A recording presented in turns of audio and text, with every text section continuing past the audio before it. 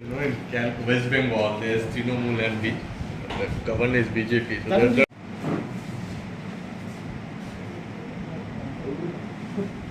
how will you? শহর নিতে হবে, না নিলে তো আর 1 তারিখে মিটিংয়ে কেউ যাবো না। আর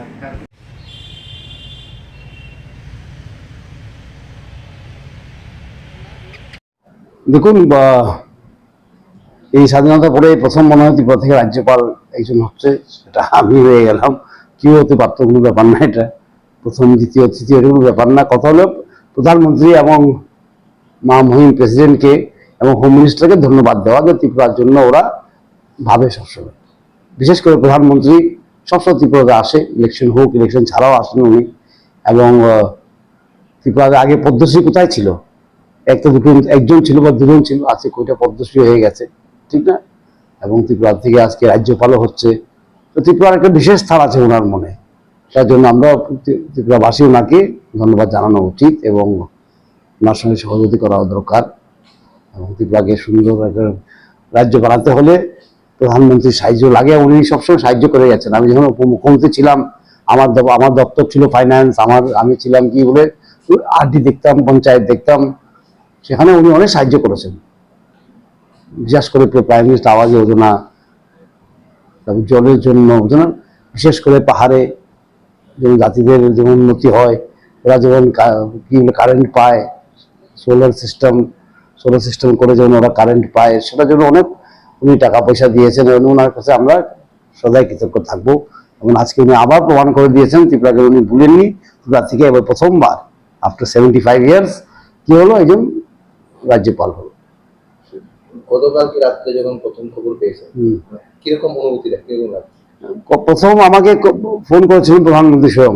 উনি একটা ফোন করে বললেন, তুমি ত্রিপুরার বাইরে কাজ করতে হবে তোমাকে। আমি বললাম, আপনি আদেশ করুন, আমরা তো পার্টি করি, যেখানে যা আদেশ হবে তাই করবো।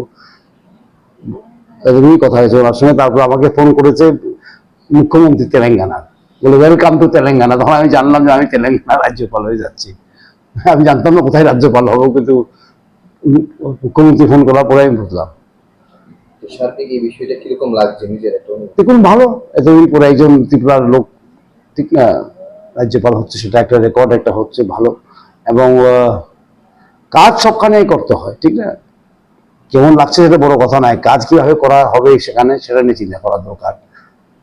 মুখ্যমন্ত্রী ছিলাম তখন কাজ করেছি একরকম, তখন তো একটা পলিটিক্যাল পদও ছিল সেটা, ঠিক না, পার্টি ওয়াইজ।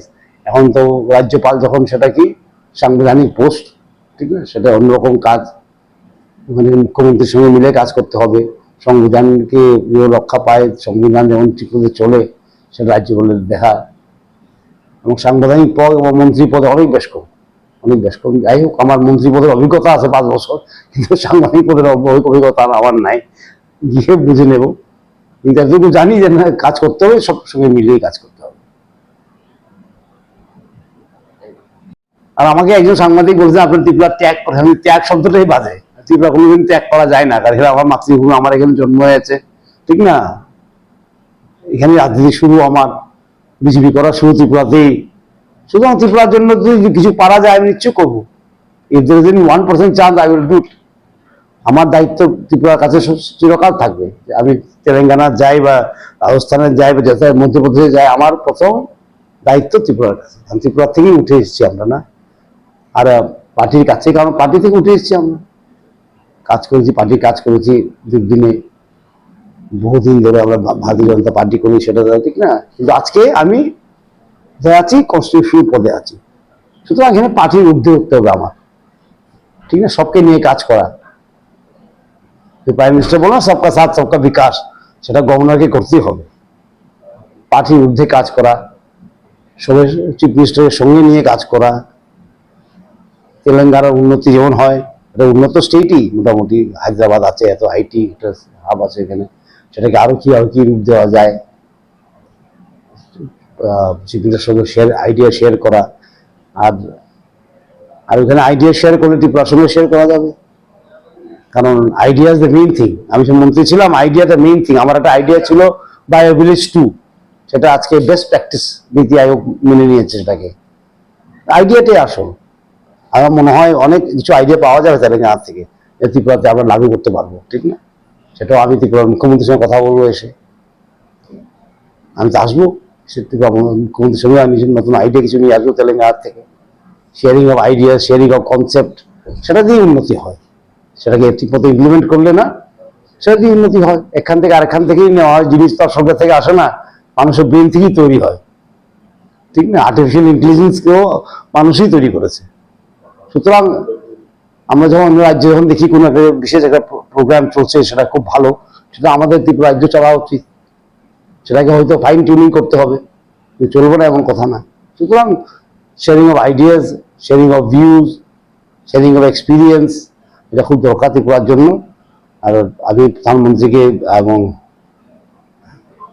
প্রেসিডেন্টকে, মহামহিম প্রেসিডেন্টকে আমি ধন্যবাদ জানাই, আর হোম মিনিস্টারকে ধন্যবাদ জানাই যে আমাদেরকে এই চান্স দিয়েছেন, আমাদের রাজ্য থেকেও একজনকে নিয়ে রাজ্যপাল করেছেন এবং ভালো একটা বড় স্টেটে করেছেন, তেলেঙ্গানার মতন একটা উন্নত স্টেটে করেছেন, সেটাকে আমি ধন্যবাদ জানাই।